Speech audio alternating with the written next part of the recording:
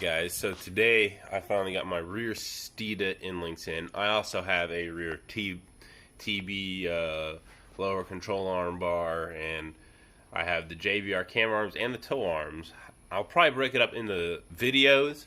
That way it's not in one big, long, overwhelming video. So we're going to do the rear Endlinks right now. And I'll flip the camera around and show y'all. Alright guys, so obviously I went with the front Steeda Endlinks, so I'm going to go with the rears. They are lifetime warranty, they're adjustable. I'm on a Suspension Techniques rear sway bar with stock Endlinks, so this should help me out a bunch because I've been getting clunking noise in the back. The tools you'll need: 14mm socket, 14mm wrench, and that's for these bolts, and then a crescent wrench. So this kit does come with a black and a red bushing setup. The black is more of a street setup, red's more of a racing setup. It's a bigger, thicker bushing, honestly. You can see the difference between them, size difference. The reds are considerably bigger and going to be a stiffer polyurethane. So I'm going to use the red just because I want to. Make sure you lube it up, guys, or else you will get squeaks and whatnot. So we're going to lube it up nice and good. We're going to put all this on there, and hopefully this gets rid of our clunking noise and some of that really bad oversteer I've been getting when I'm taking corners. Also, I got a TB bar and some JBR stuff, like I said. We'll be installing that at a later date. I also have inner and outer tie rods for the front by Moog. So eventually we'll get around to all this, but one thing at a time. So yeah, let's get started before I keep talking. I got both sides jacked up. I got a jack on both sides, and I got my wheel underneath it just in case my jacks fell, because my Prelude is taking all my jack stands up. This isn't the safest option, but it'll work. So if the car goes to fall, it will land on the tires, guys, so you're not crushed underneath. So I already got these loose. This one is going to be I think that's a 13 actually. I thought it was a 12. So it's not a 14. 14 is just a shy too big. So I'm pretty sure that's a 13. So let me go get my 13. I thought it was a 12. I already loosened that one up. That one's a 14. That one's probably gonna be a 13. Like I said, I got both sides up to get the load off of the rear sway bar. As you can tell, I'm still stock suspension in the rear. So yeah, we're gonna get this done, and we're gonna get these Endlinks on.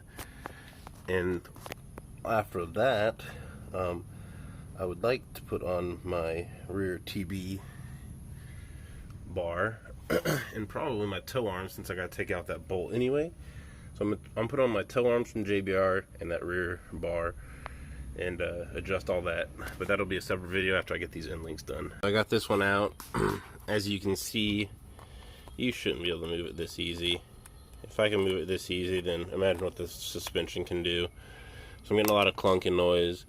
These bushings are pretty much dry rotted and hollowed out. I am at 127,000, almost 128,000 miles, so it's pretty up there in miles. So what I'm going to do is I'm going to put my new Steeda one. I'm gonna put it right next to this one, and when I put this on, I basically want to make sure it is the same length or close to OEM, which is pretty spot on right about there. So I'm going to extend this body because obviously that has to thread into here. So let me do that. That's probably going to be about it right there. It'll be a little shorter than OEM, but that's fine because it's basically going to preload my sway bar. I can get it to OEM specs, so I'm going to get it there. I just got to put this all on there, and then I got to adjust that from there and then measure the stock one. So let's put this one on real fast. Show y'all something. This is the other side sway bar, and like you can tell that motherfucker is actually bent. So yeah, got that side off. I had to get that side off in order to get the clearance I need to put this. Now the sway bar is just, you know, loose in place. So I should be able to lift it up, because I couldn't lift it up without a lot of force to try to put that on, and I don't want to try to force nothing on. So other side's off, both Endlinks are out. We're going to put both of them loosely in and then adjust them from there. So yeah. So I got this side fully on and adjusted It is a little shorter than OEM is where I wanted it. Spacer goes in between sway bar and into the bolt, so it goes pretty straight up. It's tight, it don't move, just like it shouldn't. But what I'm going to do just to help things out is I'm going to take it and do that, make sure it is straight. But yeah, I'm pretty happy with that. This is about as tight as I want it. You don't have to go stupid tight with these guys. Just remember, you can crack these poly bushings. They are harder than rubber, but they also could split or crack if over tightened, and you don't want that. So just nice and tight, don't overdo it. Let me hop on the other side, get the other side all done and tightened up, and then yeah, that's gonna wrap up this video. As you can see, I got both sides tightened up and good. Sway bar shouldn't move up or down by hand. These shouldn't be able to move by hand either. So those are good and tight, and they look awesome. So appreciate Steeda, solid product, just as good and bulky as the front. Let's hope they hold up.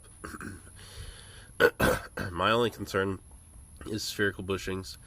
Spherical bushings are awesome, but they do tend to go bad rather quickly on a street car. So we will see how long these last. Like I said, they come with a lifetime warranty, so we shall see. The front have held up really well, and have been able to take some abuse from me. So let's hope that the back can do the same.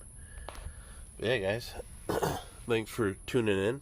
Y'all like, share, and subscribe. I got a lot more content coming. Like I said, I'm about to do the tow arms and that TB rear brace. I'm gonna make that a one-in video, because it's basically I gotta take off the tow arms or take off one of the bolts for the tow arms to get that rear brace in. So I might as well just take out the other bolt and then put in the rear tow arms. So yeah, peace.